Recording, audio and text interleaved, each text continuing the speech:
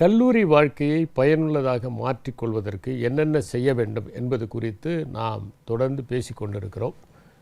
அதில் ஏற்கனவே academic excellence பற்றியும், செக்யூரிங் எ டிகிரி பற்றியும், யூஸிங் த லைப்ரரி பற்றியும், utilising the expertise of the faculty members பற்றியும் பேசணும். கடந்த எபிசோடில் மூத்த மாணவரிடமிருந்து நாம் எவ்வாறு அறிவை உறிஞ்சி கொள்ள முடியும், வழிகாட்டுதலை பெற முடியும் அப்படிங்கிறது குறித்து பேச ஆரம்பித்தோம். இந்த மூத்த மாணவர்கள் மிகவும் முக்கியமானவர்கள். சில கல்லூரிகளில் பார்த்தீங்கன்னா இந்த மூத்த மாணவர்கள் சிறந்த வழிகாட்டிகளாக இருப்பார்கள். ஜூனியர்ஸுக்கு என்ன படிக்கணும், எப்படி படிக்கணும் அப்படிங்கிறத அவங்க மறைமுகமாக சொல்லிக் கொடுப்பாங்க. இப்போ எங்கள் காலேஜில் பார்த்தீங்கன்னா ஒரு 4-5 ஸ்டூடெண்ட்ஸு ஐஏஎம்க்கு ப்ரிப்பேர் பண்ணிகிட்ருப்பாங்க. அதை பார்க்கும்போது நாமளும் ப்ரிப்பேர் பண்ணலாம் அப்படிங்கிற ஐடியா இந்த ஜூனியர்ஸுக்கு கிடைக்கும். உடனே அவங்க என்ன பண்ணுவாங்கன்னா, அவங்கள போய் ஹாஸ்டலில் பார்த்து, சார் நானும் ஐஏஎம் படிக்கலான்னு இருக்கேன், இப்போ இருந்தே ப்ரிப்பேர் பண்ணால் கரெக்டாக இருக்குமான்னு ஃபஸ்ட் இயர்லேயே சொல்லுவாங்க. ஆனால் அவங்க சொல்லுவாங்க, ஒன்றும் இல்லை, நீ மேத்தமேட்டிக்ஸ் அந்த அரித்மெட்டிக் எபிலிட்டியை நீ நல்லா வளர்த்துக்கணும், ஆப்டிடியூட் டெஸ்ட்டில் நல்ல மார்க் வாங்கணும், உன்னுடைய இங்கிலீஷ் நாலேஜை நீ நல்லா வளர்த்துக்கணும். அதனால் நீ என்ன பண்ணுன்னா, இப்போ இருந்தே நீ நியூஸ் பேப்பரை ஆழமாக படி. நம்ம நியூஸ் பேப்பர் எப்படி படிக்கிறதுங்கிறத பற்றியும் அடுத்த எபிசோடில் சொல்ல போகிறோம். நியூஸ் பேப்பரை ஆழமாக படி, அதில் இருக்கிற புதிய புதிய வார்த்தைகள்லாம் நீ அண்டர்லைன் பண்ணி டிக்ஷனரியை பாரு, அப்போ உனக்கு அதனுடைய மீனிங் தெரியும். அதே மாதிரி அந்த வேர்டை எப்படி யூஸ் பண்ணுறாங்கங்கிறத பாரு, அது உனக்கு ரொம்ப ஹெல்ப்ஃபுல்லாக இருக்கும். அப்புறம் நீ இந்த மாதிரி இந்தந்த ஜேர்னல்ஸ்லாம் இந்தந்த மேகசின்ஸ் எல்லாம் வாங்க, இது காம்படேட்டிவ் மேகசின்ஸ், அதில் இருக்கிறதெல்லாம் சால்வ் பண்ணு. ஆப்டிடியூடு எந்த டெஸ்ட்டாக இருந்தாலும் சரி. அவர் ஒருத்தர் இருந்தார் சீனியரு, அவர் இந்த ஐஏஎம் சேரணும்னு ஆசைப்படுறவங்ககிட்ட சொல்லுவார், கேரியர் அண்ட் காம்படிஷன் டைம்ஸ் வாங்கிக்கோங்க, அதில் எல்லா காம்படிட்டிவ் எக்ஸாமுக்குமான கொஷின் பேப்பர்ஸ் இருக்கும். இப்போ உதாரணத்துக்கு இது இந்த மார்ச்னு வச்சுக்கோங்களேன், ஃபெப்ரவரியில் எந்த காம்படிட்டிவ் எக்ஸாம் இந்தியாவில் நடந்ததுனால அந்த காம்படிட்டிவ் எக்ஸாமுக்கான கொஷின் பேப்பர் இருக்கும்.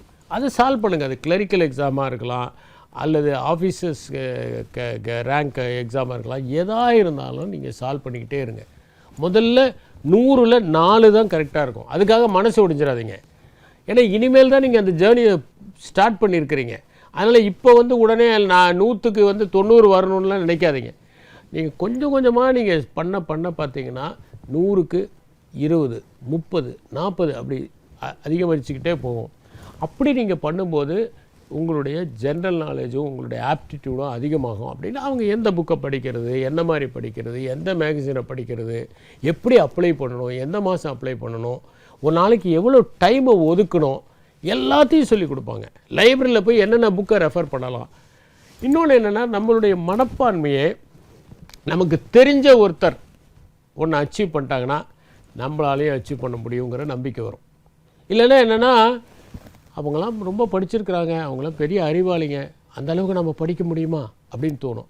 ஆனால் நம்ம காலேஜ்லேயே படித்த அதே இன்ஃப்ராஸ்ட்ரக்சரில் அதே லைப்ரரியை பயன்படுத்தின ஒருத்தர், அது இன்னும் சொல்ல போனால் நம்ம பக்கத்து ஊருக்காரராக இருப்பார், அவர் இந்த மாதிரி ஐஏஎம் வாங்கியிருக்காரு, அவர் இந்த மாதிரி ஹையர் ஸ்டடீஸ்க்கு ஃபாரின் யூனிவர்சிட்டிக்கு போயிருக்காருன்னா உடனே நம்மளை அறியாமலேயே நமக்கு என்ன தோணுன்னா, நம்மளாலையும் முடியும்.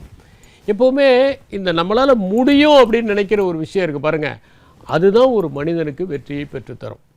அப்படிலாம் முடியாதுன்னா மைண்ட் என்ன பண்ணுன்னா சீல் பண்ணிடும். அதுக்கப்புறம் நம்மளால் முயற்சி பண்ணவே முடியாது. எவ்வளவு தூரம் நம்ம கஷ்டப்பட்டாலும் அதை நம்ம அடையவே முடியாது. அதனால தான் என்ன சொல்கிறேன்னா, இது மாதிரி எக்ஸாம்பிள்ஸ் ஒவ்வொரு யூனிவர்சிட்டிலையும் ஒவ்வொரு காலேஜ்லேயும் இருப்பாங்க.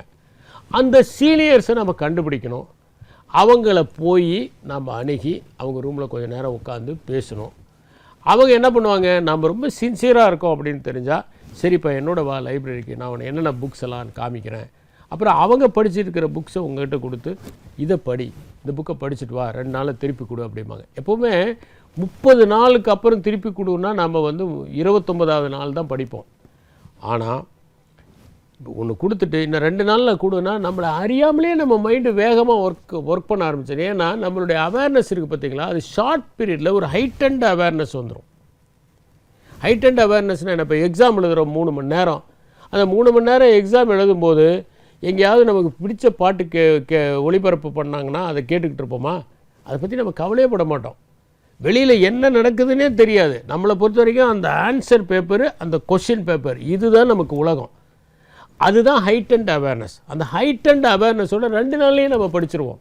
நம்ம படிச்சிட்டோன்னு போய் சொன்னோன்னா அதில் 4 கேள்வி கேட்பாங்க. நம்ம கரெக்டாக பதில் பரவாயில்ல, வெரி குட், சரி வா அப்படின்னு கூப்பிட்டு போவாங்க. அவங்க வச்சுருக்க புத்தகங்களை கொடுப்பாங்க, எந்த மாதிரியான புக்ஸை ரெஃபர் பண்ணணும்னு சொல்லுவாங்க, ஓல்டு கொஷின் பேப்பர்ஸ் எங்கே இருந்து ஆக்சஸ் பண்ணணும்னு சொல்லுவாங்க. இதெல்லாமே எப்போ உங்களுக்கு கிடைக்கும்னா சீனியர்ஸ்கிட்ட இருந்து தான் கிடைக்கும். இது வேறு இடத்துல போய் தேட முடியாது. நீங்களாம் சொந்தமாக இன்டர்நெட்டில் இருந்து என்ன தான் எடுத்து படித்தாலும் ஒருத்தர் பக்கத்திலே இருந்து உங்களை கைட் பண்ணுற மாதிரி வரவே வராது. சில ஸ்டூடெண்ட்ஸ்லாம் என்ன பண்ணுவாங்கன்னா வெளிநாட்டுக்கு போய் படிக்கணும்னு ஆசைப்படுவாங்க. ஆனால் எந்த யூனிவர்சிட்டியை சூஸ் பண்ணுறதுன்னு தெரியாது.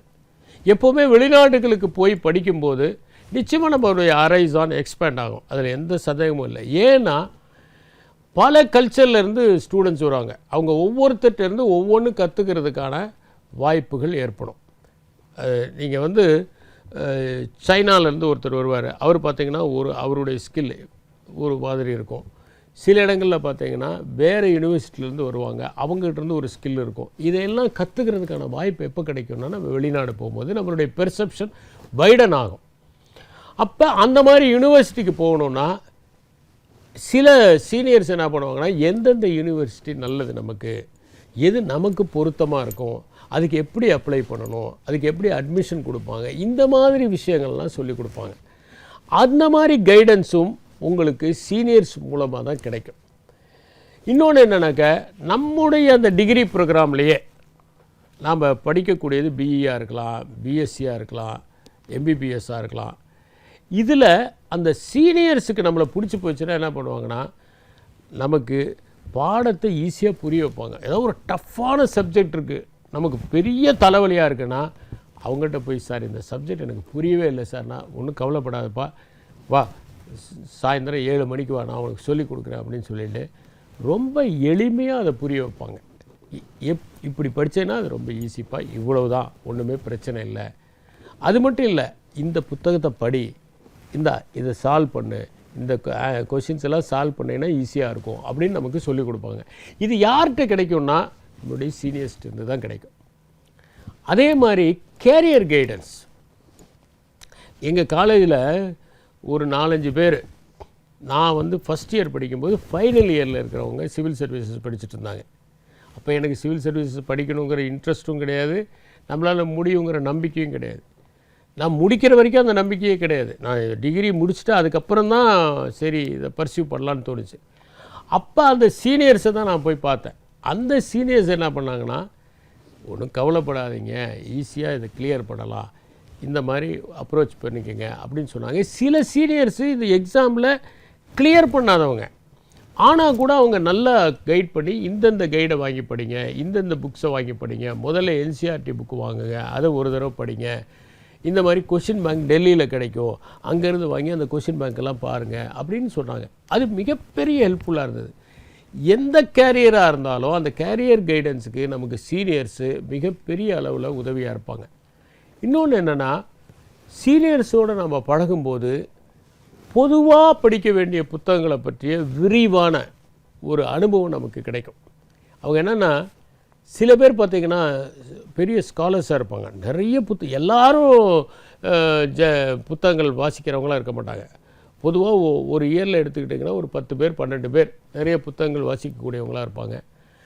அவங்களோட உங்களுக்கு பழக்கம் ஏற்பட்டால் அவங்க என்ன பண்ணுவாங்கன்னா, ஜென்ரல் புக்ஸ் இருக்குது பாருங்கள், டால்ஸ்டாயினுடைய புக்கு கொடுப்பாங்க, இதை போய் படிங்க, தாஸ்தாவஸ்கியினுடைய புக்கை கொடுப்பாங்க, இதை போய் படிங்க அப்படிம்பாங்க, ஓ ஹென்ரியினுடைய சிறுகதை கொடுப்பாங்க, இதை போய் படிங்கம்பாங்க, ஜெயகாந்தனுடைய புத்தகத்தை கொடுப்பாங்க, சுந்தர ராமசாமியினுடைய புத்தகத்தை கொடுப்பாங்க. இந்த மாதிரி புத்தகங்கள்லாம் நான் காலேஜில் படிக்கும்போது எனக்கு கொடுத்து படிக்க சொன்னவங்க என்னுடைய சீனியர்ஸ் தான். அப்போ எது படிக்கிறதுன்னு நமக்கு தெரியாது, நாம் ஏதோ கையில் கிடச்ச புத்தகத்தெல்லாம் படிப்போம். ஒரு முறை என்னுடைய சீனியர் ஒருத்தர் கூப்பிட்டு சொன்னார், அதை பாரு, டைம் ரொம்ப குறைவு, கண்டதை படிக்காத, தேர்ந்தெடுத்து படிக்கிறதுக்கு கற்றுக்க, இதனால் உன் வாழ்க்கையில் ஏதாவது மாற்றம் ஏற்படுமான்னு நினச்சி ஒரு புத்தகத்தை நீ அணுகணும். சும்மா மேலோட்டமாக படிக்காத, இப்படி ஆழமாக படி. நீ எழுதுகிற, ஆனால் அந்த எழுத்தெல்லாம் ஒன்றும் சாரம் இல்லாமல் இருக்குது, இன்னும் ஆழமாக எழுதணும், அதுக்கு இந்த புத்தகத்தை படித்தேன்னா ரொம்ப உதவியாக இருக்கும், இதெல்லாம் உனக்கு கற்றுத்தரும், எப்படி எழுதணும், எப்படி உலகத்தை பார்க்கணும் அப்படிங்கிறத கற்றுத்தரும் அப்படின்னு சொல்லி ஏதோ ஒரு மேம்போக்காக நீ அணுகக்கூடாது, ஆழமாக நீ பார்க்கணும் அப்படின்னு. அதே மாதிரி சீனியர்ஸ் எந்த அளவு ஹெல்ப்ஃபுல்லாக இருக்காங்க பாருங்கள். நான் வந்து டிகிரி ப்ரோக்ராமை முடிச்சுட்டு சிவில் சர்வீசஸ் எழுதணும்னு முடிவு பண்ணிட்டேன். எங்கள் காலேஜுக்கு வரேன். காலேஜுக்கு வந்து நான் லைப்ரரியை ஒரு வாரம் யூஸ் பண்ணணும். அப்போ எனக்கு இமீடியட்டாக சீனியராக மகேஸ்வரன் ஒருத்தர் இருந்தார். அவர் நல்ல பழக்கம். நேராக அவருடைய ரூமுக்கு போனேன். சார் நான் ஒரு வாரம் இந்த லைப்ரரி யூஸ் பண்ணணும். ஒன்றும் பிரச்சனை இல்லை, நீ என் ரூமில் தங்கிக்க அப்படின்ட்டார். அவருடைய ரூமில் தான் ஒரு வாரம் தங்கினேன். அவரோட தான் மெஸ்ஸுக்கு போவேன், டெய்லி அவரோட தான் சாப்பிடுவேன். அப்புறம் அவர் லைப்ரரியில் கொண்டு வந்து விடுவார். நான் ஏதாவது ஒரு சப்ஜெக்ட் கேட்டால் அதுக்கு ஒரு ஃபேக்கல்ட்டி மெம்பர்ஸை பிடிச்சி சார் இதில் என்னென்ன இவருக்கு சிலபஸ்க்கு என்னென்ன ரெஃபரன்ஸ் புக் படிக்கணும்னு கொஞ்சம் சொல்லுங்கள் சார் மாதிரி அவர் ரெஃபரன்ஸ் புக்கெலாம் சொல்லுவார். இப்படி அந்த ஒரு வாரம் பார்த்திங்கன்னா கிட்டத்தட்ட ஒரு 3 மாதம் திரட்ட வேண்டிய தகவல்களை அந்த ஒரு வாரத்தில் திரட்டுவதற்கு அவர் ரொம்ப ஹெல்ப்ஃபுல்லாக இருந்தார். அதே மாதிரி இன்னொன்று வந்து பார்த்திங்கன்னா சில பேர்லாம் வந்து ரொம்ப புவர் பேக்ரவுண்ட்லேருந்து வந்து படிப்பாங்க, அவங்களுக்கு வசதியே இருக்காது. எப்படி அவங்க வந்து ஸ்காலர்ஷிப்பை ஆக்சஸ் பண்ணலாம், எந்த ஸ்காலர்ஷிப் வாங்கலாம்? அக்ரிகல்ச்சர்லாம் பார்த்திங்கன்னா ஐசிஆர் ஸ்காலர்ஷிப்னு ஒன்று உண்டு. அந்த ஐசிஆர் ஸ்காலர்ஷிப் வந்து அவங்க பிஜி படிக்கணும்னா அதுக்கு ப்ரிப்பேர் பண்ணணும். நிறைய சப்ஜெக்ட்ஸ் இருக்குது. அப்போ எந்த சப்ஜெக்டில் அவங்க ப்ரிப்பேர் பண்ணால் நிச்சயமாக அவங்களுக்கு ஐசிஆர் அதில் இன்ட்ரெஸ்ட் இருக்கா, என்டமாலஜியில் உனக்கு இன்ட்ரெஸ்ட் இருக்கா, பூச்சிகளை பற்றி உனக்கு விருப்பம் இருக்கா, அதில் படிக்கலான் இருக்கா, அப்போ நீ ஐசிஆர் ஸ்காலர்ஷிப் எழுதுனீங்கன்னா நீ பிஜி படிக்கிற எல்லா செலவையும் அந்த ஸ்காலர்ஷிப்பில் மீட் பண்ணிடலாம்.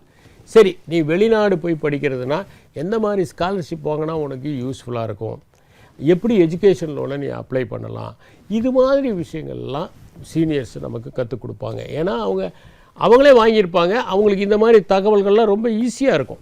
இன்னொன்று என்னென்னா எல்லா யூனிவர்சிட்டிலையோ எல்லா காலேஜ்லேயுமே பார்த்திங்கன்னா நிறைய ஃபெசிலிட்டிஸ் இருக்கும். எத்தனை ஸ்டூடெண்ட்ஸு அந்த ஃபெசிலிட்டிஸை முழுமையாக பயன்படுத்துகிறாங்க? இப்போ ஒரு உதாரணத்துக்கு உங்களுக்கு ஸ்விம்மிங்கில் இன்ட்ரெஸ்ட் இருக்குதுன்னு வச்சுக்கோங்களேன். அந்த ஸ்விம்மிங்கை ரொம்ப நல்லா பண்ணக்கூடிய சில சீனியர்ஸ் இருப்பாங்க. நான் ஃபஸ்ட் இயர் படிக்கும்போது வள்ளி நாயகம்னு ஒருத்தர் இருந்தார். அவர் ஃபைனல் இயர் படிச்சுட்டு இருந்தார். அவர் இலங்கையிலிருந்து வந்து படித்த தமிழர். அவர் தான் எனக்கு ரொம்ப நெருக்கமாக அறிமுகமானவர், ரொம்ப பிரியமாக இருப்பார். அந்த வள்ளி நாயகம் பார்த்திங்கன்னா ஸ்விம்மிங் காம்படிஷனில் கிட்டத்தட்ட 90% ப்ரைஸ் அவர் தான் வாங்குவார். அவ்வளோ நல்லா ஸ்விம் பண்ணுவார். சில பேர் பார்த்திங்கன்னா ஹாக்கி ரொம்ப நல்லா விளையாடுவாங்க. இப்போ எனக்கு ஸ்விம்மிங்கில் பெரிய இன்ட்ரெஸ்ட் இல்லை. ஒருவேளை எனக்கு ஸ்விம்மிங் இருந்திருந்தால் அவர் எவ்வளோ நல்லா கற்றுக் கொடுத்துருப்பார். பட்டர்ஃப்ளை ஸ்ட்ரோக்லேருந்து எல்லா விதமான ஸ்ட்ரோக்கையும் அவர் கற்றுக் கொடுத்துருப்பார். அது மாதிரி உங்களுடைய இன்ட்ரெஸ்ட்டுக்கு ஏற்ற மாதிரி ஒரு சீனியர். சில பேர் பார்த்திங்கன்னா டேபிள் டென்னிஸ் ரொம்ப நல்லா விளையாடுவாங்க. சில பேர் பார்த்திங்கன்னா ஹாக்கி பிரமாதமாக பண்ணுவாங்க.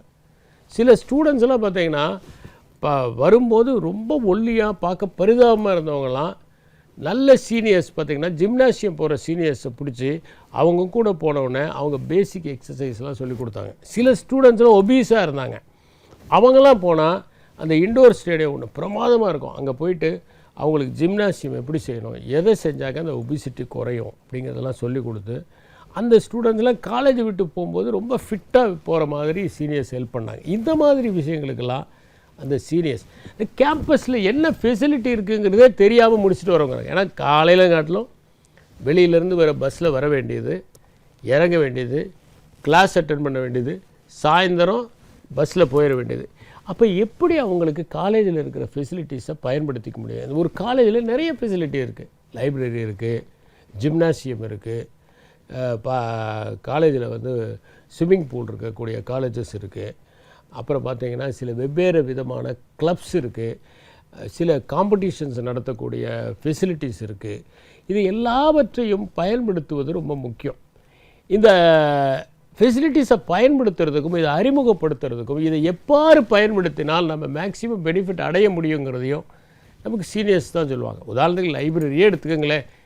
லைப்ரரிக்கு நீங்கள் ஒரு நல்ல சீனியரோடு போனீங்கன்னா, ரொம்ப ஸ்டூடியஸாக இருக்கிற ஒரு சீனியர் போனீங்கன்னா அவர் எல்லாத்தையும் காமிச்சு கொடுப்பார். அதே மாதிரி இந்த ஜேர்னல்ஸு, இந்த மைக்ரோபயாலஜியில் ஏதாவது அசைன்மெண்ட் கொடுத்தா நீங்கள் இந்த ஜேர்னல்ஸை பயன்படுத்திக்க, என்டமாலஜியில் வந்தால் புக்ஸை பயன்படுத்திக்க, இப்படி ஒவ்வொன்றையாக நமக்கு கொண்டு போய் காமிப்பாங்க. அதே மாதிரி கெமிஸ்ட்ரியோ ஃபிசிக்ஸோ அதில் எந்த சப்ஜெக்ட்டுக்கு ஏற்ற மாதிரி எதை பயன்படுத்திக்கணும்னு நம்மளை கைட் பண்ணக்கூடியவங்க அவங்களாக தான் இருப்பாங்க.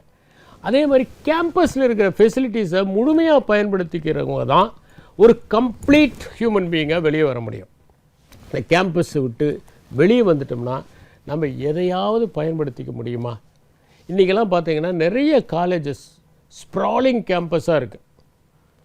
அந்த காலேஜில் படிக்கக்கூடிய பசங்க வெறும் டிகிரி மட்டும் வாங்கிட்டு வெளியே வர்றதுக்கோ அல்லது ஒரு பிளேஸ்மெண்ட் மட்டும் வாங்கிட்டு வெளியே வர்றதுக்கோ இல்லாமல் அங்கே படிக்கிற காலத்திலேயே ஏதாவது பேட்டன்ட் ரைட்ஸ் வாங்க முடியுமா? அது ரொம்ப முக்கியம் இல்லையா? நாம் ஒரு பேட்டன்ட் வாங்க முடியாதா? இன்ஜினியரிங்லேயோ அல்லது வேறு ஏதாவது சயின்ஸ்லேயோ படிக்கிறவங்க ஒரு பேட்டன்ட் வாங்குறதுக்கு ஏன் முயற்சி பண்ணக்கூடாது அப்படிங்கிறத நம்ம பார்க்கலாம். இப்போ ஒரு உதாரணத்துக்கு எடுத்துட்டிங்கன்னா, ஆப்ரஹாம் லிங்கனே 2 பேட்டன்ட் வாங்கி வச்சுருக்கார். அவர் வந்து அமெரிக்கன் பிரசிடெண்ட்டாக இருந்தவர், அவர் லாயரு, அவரே 2 பேட்டன்ட் வாங்கியிருந்தார். நமக்கு தெரியும் பெஞ்சமின் ஃப்ராங்க்லினை பற்றி. அவர் பெருசாக ஃபார்மல் எஜுகேஷன்லாம் எதுவும் படிக்கலை, ஆனால் அவர் தான் லைட்னிங் அரெஸ்டரை கண்டுபிடிச்சவர்னு. அப்போ படிக்கும்போதே ஒன்று நம்ம ஆண்டர்பிரினர் ஆகணும் அல்லது நம்ம ஒரு பேட்டன்ட் வாங்கணும். இது மாதிரி ஏதாவது ஒரு வகையில் நம்மளுடைய பிரெயினை வந்து ஷார்பன் பண்ணால் போதும். நம்ம பிரெயினுக்கான கெப்பாசிட்டி அளவுக்கரியது. நான் தான் திரும்ப திரும்ப சொல்கிறேன், நம்முடைய பிரெயின் எவ்வளவு பவர்ஃபுல்னால் நம்மளுடைய பிரெயினில் 5000 ஐஃபோன்ஸில் இருக்கிற அளவுக்கு நம்முடைய பிரெயினில் வந்து மெமரி பவர் இருக்குது. ஆனால் அதை நம்ம பயன்படுத்துகிறோமா என்பது கேள்வி. அவ்வளவு பொட்டன்ஷியல் நமக்கு இருக்கும்போது முதல்ல இருந்தே நம்ம அந்த லைனில் நம்மளுடைய பிரெயினை ஷார்பன் பண்ண ஆரம்பித்தோம்னா நம்ம நிச்சயமாக அதை அடைய முடியும். அப்போ எது மாதிரி நாம் நம்மளை ஷார்பன் பண்ணிக்கிறது அது ரொம்ப முக்கியம் இல்லையா? இப்போ யாராவது ஒருத்தர் ஆண்டர்பிரினர் ஆகணும்னு ஆசைப்பட்றாங்க. ஒரு ஸ்டார்ட் அப் நான் ஸ்டார்ட் பண்ண போகிறேன். சில பேருக்கு அது இருக்குது. நான் ஒரு முறை ஒரு ட்ரெயினில் வந்துட்டுருக்கிறேன் கோயம்புத்தூர்லேருந்து. அப்போ என்ன ஒருத்தர் வந்து பார்த்துட்டு நான் இன்ஜினியரிங் படித்தேன் சார் அப்படின்னு அறிமுகப்படுத்திட்டு அவர் சொன்னார், சார் நான் படித்து முடித்த 3வது நாளே ஆண்டர்பிரினர் ஆகிட்டேன் சார். சென்னையில் வந்து நான் ஒரு இண்டஸ்ட்ரி வச்சுருக்கேன். நான் உண்மையிலே நான் ரொம்ப சந்தோஷப்பட்டேன். அப்புறம் அவர்கிட்ட உட்காந்து கேட்டேன், எப்படிங்க? ஏன்னா கொஞ்ச நாளாவது எங்கேயாவது நம்ம போய் ஒர்க் பண்ணால் தானே அதுக்கப்புறம் அந்த எக்ஸ்பீரியன்ஸை வச்சு நம்ம ஆண்டர்பிரினர் ஆக முடியும். நீங்கள் படித்து முடித்தோடனே எப்படி ஆண்டர்பிரினர்? சார் நான் காலேஜ் படிக்கும்போதே எங்கள் சீனியர்ஸோடு ரொம்ப நல்லா பழகுவேன் சார். அப்போ என்னுடைய சீனியர்ஸ் வந்து நான் 3rd இயர் வரும்போது எங்கள் காலேஜ் அலுமினி ஒருத்தர் ஒரு ஆண்டர்பிரினராக இருந்தார். அவர்கிட்ட அறிமுகப்படுத்துகிறாங்க. அவரை போய் சந்தித்தேன். உனக்கு எந்த ஃபீல்டில் இன்ட்ரெஸ்ட்னாரு? நான் இந்த ஃபீல்டில் ஆண்டர்பிரினர் ஆகணும்னு எனக்கு பிடிச்ச ஃபீல்டை சொன்னேன். அப்போ அவர் ஒருத்தர் அறிமுகப்படுத்தி வச்சார். அப்போ நான் என்ன பண்ணுவேன்னா, வீக்கெண்ட்ஸில் மற்றவங்கெல்லாம் சும்மா அங்கேயும் இங்கேயும் சுற்றிக்கிட்டு இருக்கும்போது, நான் இன்றைக்கும் சொல்கிற பாருங்கள், ஒரு நல்ல ஸ்டூடெண்ட்டுக்கும் ஒரு ஆர்டினரி ஸ்டூடெண்ட்டுக்கும் இருக்கிற வித்தியாசமே அந்த வீக்கெண்ட்ஸை எப்படி பயன்படுத்துகிறாங்கங்கிறது தான். ஒரு நல்ல ஸ்டூடெண்ட் அந்த வீக்கெண்ட், ஏன்னா மற்ற நாளெல்லாம் ஒரே மாதிரி, காலையில் போகிறோம், சாயந்தரம் வரோம், டயர்ட் ஆயிடுவோம், ஹோம்ஒர்க் எழுதுவோம், தூங்கிடுவோம், இதே தான். ஆனால் வீக்கெண்ட்ஸ் இருக்குது பாருங்கள், அந்த வீக்கெண்ட்ஸில் தான் நமக்கு 48 hours கிடைக்கிது. அந்த 48 hours முழுக்க என்டர்டெயின்மெண்ட்டுக்காக பயன்படுத்தாமல் அது எஜுகேஷனுக்காகவும் நம்முடைய ஃப்யூச்சர் டெவலப்மெண்ட்டுக்காகவும் யார் பயன்படுத்திக்கிறாங்களோ அவங்க தான் அபரிமிதமாக வராங்க. அப்போ என்னென்னா, அந்த அலுமினை அறிமுகப்படுத்தி உடனே அவர் ரொம்ப பிரியமாக நம்ம காலேஜில் படித்தவங்கன்னு கூட்டிகிட்டு போய் அறிமுகப்படுத்தி அவர் இன்னொருத்தர் என்ன பண்ணியிருக்காரு, ஃபேக்ட்ரிக்கு வாரம் வர சொல்லியிருக்காரு. இவருக்கு பார்க்க எப்படி மார்க்கெட்டிங் பண்ணுறாங்க. எப்போவுமே ஒரு ப்ரொடக்ஷனை பொறுத்த வரைக்கும் 2 சொல்லுவாங்க. ஒன்று பேக்வேர்ட் லிங்கேஜ், இன்னொன்று ஃபார்வேர்ட் லிங்கேஜ். அந்த பேக்வேர்ட் லிங்கேஜ் எங்கேருந்து ரா மெட்டீரியல்ஸ் வாங்குறாங்க, எங்கே மார்க்கெட் பண்ணுறாங்க, இந்த பேக்வேர்ட் ஃபார்வேர்டு இந்த 2 லிங்கேஜஸையும் ரொம்ப நல்லா நான் கற்றுக்கிட்டேன் சார்.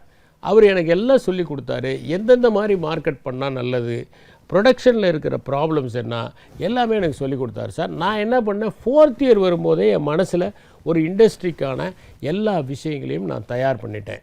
அப்போ என்னாச்சுன்னா, நான் வெளியே வரும்போது நான் ஏற்கனவே அதற்கான எல்லா ஏற்பாடுகளையும் பண்ணியிருந்தேன். 4th இயர் படிக்கும்போதே நான் அதுக்கான கட்டடங்கள் கட்டுறதுக்கு எல்லா ஏற்பாடுகளையும் நான் பண்ணிட்டேன். அதனால் 3வது நாளே நான் ஒரு ஆண்டர்பிரினர் ஆக முடிஞ்சது அப்படின்னு. இது என்னென்னா, ஒரு கதை ஒன்று, ஒரு தீவில் ஒரு வழக்கம் இருந்தது. என்னென்னா, அந்த மக்கள்லாம் கூடி ஒரு யானை, பட்டத்து யானை, அது போய் ஒரு மாலையை போடும். யாருடைய கழுத்தில் மாலை போடுதோ அவங்க 5 வருஷம் அவங்க மன்னராக இருப்பாங்க. 5 வருஷம் முடிஞ்ச உடனே பக்கத்து தீவில் கொண்டு போய் படகுல இறக்கி விட்டுருவாங்க இந்த மன்னராக இருந்தவரை. அங்கே கொடுமையான விலங்குகள்லாம் இருக்கும், அந்த விலங்குகள்லாம் கடித்து துவம்சம் பண்ணிடும். அதனால் இந்த மாலை போட்டவுடனே அவன் ஒரு 3 வருஷம் 4 வருஷம் சந்தோஷமாக இருப்பான். ஆனால் 5ஆவது வருஷம் ஐயோ நம்ம சாக போகிறோமேன்னு அவனுக்கு ஒரு பெரிய வருத்தம் ஏற்பட்டுரும். இப்படி ஒரு ஆள் மாலை போட்டு அவர் மன்னர் ஆயிடுறாரு. 5 வருஷம் முடிய போது ஆனால் அவர் சந்தோஷமாக இருக்கார். படகுல ஏற்றுனா ரொம்ப சந்தோஷமாக போகிறார். அந்த தீவில் போய் இறங்கினா அங்கே நிறைய பேர் வந்து இவருக்கு மாலை போட்டு மன்னரே வாங்க வாங்கங்கிறாரு. எல்லோரும் ஆச்சரியப்பட்டு போய் இந்த தீவில் இருந்தவங்களாம் கேட்குறாங்க, என்னங்க இது அப்படின்னு. ஒன்றும் இல்லை, 5 வருஷம் கழித்து நீங்கள் அங்கே தானே இறக்கி விட போகிறீங்கன்னு எனக்கு தெரியும். அதனால் நான் மன்னராக இருந்தபோதே கொஞ்சம் மக்களை கொண்டு போய் அங்கே இறக்கி, கொஞ்சம் படை வீரர்களை இறக்கி, கொஞ்சம் வில் வித்தை தெரிஞ்சவங்களை இறக்கி அந்த தீவில் அந்த கொடிய மிருகங்கள்லாம் உள்ளே தள்ளி விட்டுட்டு வீடுகள்லாம் கட்டி அங்கே நிறைய பேரை குடியிருக்க வச்சுட்டேன். அவங்கள மாதம் ஒரு முறை போய் அவங்கள பார்த்து அவங்ககிட்ட விசாரித்து நான் திரும்பி வந்துடுவேன் யாருக்கும் தெரியாமல். அதனால் என்னாச்சுன்னா இங்கேயும் ஒரு நாடு உருவாயிடுச்சு. அதனால் நீங்கள் இந்த தீவிலேருந்து என்னை கொண்டு போய் அந்த தீவில் இறக்கி விட்டாலும் அந்த தீவுக்கு இப்போ நான் மன்னன் ஆகிட்டேன், போயிட்டு வாங்கினாராம். அந்த மாதிரி காலேஜில் படிக்கும்போதே நாம் படித்து முடித்தோட என்ன பண்ண போகிறோன்னா அவர் ஒரு பிளான் பண்ணி 3rd இயர்லேருந்து சீரியஸாக அதுக்காக ஒர்க் பண்ணி 4th இயரில் தேவையான இன்ஃப்ராஸ்ட்ரக்சர்லாம் க்ரியேட் பண்ணிவிட்டு காலேஜ் முடிக்கிறாரு. 3ஆவது நாளே அவர் ஆண்டர்ப்ரனர் ஆகிறாரு ஸ்டார்ட் அப்புக்கு. இது மாதிரி நீங்கள் கற்றுக்கிறதுக்கு எங்கே சாத்தியம்னா சீனியர்கள் தான். ஏன்னா உங்கள் சீனியர்ஸ் என்ன பண்ணுவாங்கன்னா அலுமினியோட தொடர்பு வச்சுருப்பாங்க. பல இன்ஸ்டிடியூஷன்ஸில் நான் ரிக்வெஸ்ட் பண்ணுறது, தயவு செய்து வருஷத்துக்கு ஒரு முறை அலுமினைக்கும் இப்போ இருக்கிற ஸ்டூடெண்ட்ஸுக்குமான ஒரு மீட்டிங்கை ஏற்பாடு பண்ணுங்கள். அது வந்து அலுமினை எப்படி ஆண்டர்ப்ரனர் ஆனாங்க, எப்படி ஸ்டார்ட் அப்ஸ் பண்ணாங்க, எப்படி பல்வேறு காம்படிட்டிவ் எக்ஸாம் எழுதுனாங்கன்னா அவங்கவுங்க தங்களுடைய அனுபவங்களை பகிர்ந்துக்கிட்டோம். 2 நாள் கூட இருக்கட்டும், அது மிகப்பெரிய வெளிச்சமாக இருக்கும். இந்த இன்ட்ராக்ஷன் தான் அவங்க கொடுப்பாங்க. உங்களுடைய கேரியர் கைடன்ஸ் மட்டும் இல்லை, நீங்கள் வந்து ஒரு செல்ஃப் எம்ப்ளாய்டு பர்சனாக ஆகணும்னு விரும்புனீங்கன்னா கூட அதுக்கு உங்களுக்கு கைட் பண்ணக்கூடியது இந்த சீனியர்ஸாக தான் இருப்பாங்க. இன்னொரு விஷயம் என்னென்னா, நல்ல சீனியர்ஸ் சில பேர் இருப்பாங்க. அவங்க என்ன பண்ணுவாங்கன்னா உங்களுக்கு ஏதாவது கெட்ட பழக்கம் துளிர் விட ஆரம்பித்தா அதை முளையிலேயே கிள்ளி எறிவாங்க. அது மாதிரி நான் நிறைய பேரை பார்த்துருக்கேன். ரொம்ப நல்லவங்களாக இருப்பாங்க, ரொம்ப மேன்மை உள்ளவங்களாக இருப்பாங்க. யாராவது ஒருத்தர் ஃபஸ்ட்டு செமஸ்டரில் சரியாக மார்க் வாங்கலைனாலோ, ஏதாவது தீய பழக்கத்துக்கு ஆளானாலோ, சரியான சகவாசம் இல்லாமல் இருந்தாலோ கூப்பிட்டு தனியாக உட்கார வச்சு, ஏப்பா உங்கள் அப்பா அம்மா எவ்வளோ செலவு பண்ணி உன்னை அனுப்புகிறாங்க, எவ்வளோ எதிர்பார்ப்புகள் வச்சுருப்பாங்க, அவங்களுக்கு எவ்வளோ கனவுகள் இருக்கும், நீ சரியான சகவாசம் இல்லை, அவங்களாம் ரொம்ப மோசமான பழக்கம் உள்ளவங்க, ட்ரக் அடிக்ட்ஸு, அவங்களோட சேராத அப்படின்னு அறிவுரை பண்ணுவாங்க.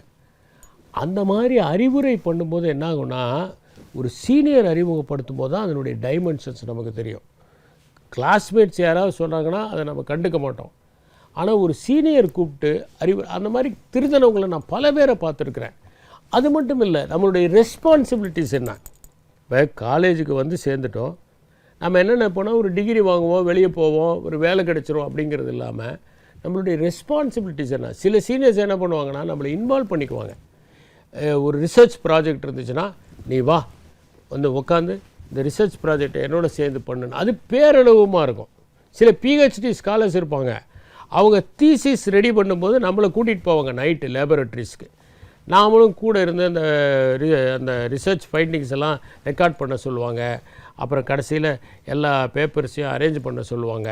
எல்லாத்தையும் பண்ணுவோம் அவங்க கூட உட்காந்து. அப்போ பார்த்திங்கன்னா பெரிய ஒரு அனுபவமாக இருக்கும் அவங்க எப்படி அந்த ரிசர்ச் ப்ராஜெக்டை கம்ப்ளீட் பண்ணுறாங்கன்னு. ஃபீல்டுக்கு போவாங்க.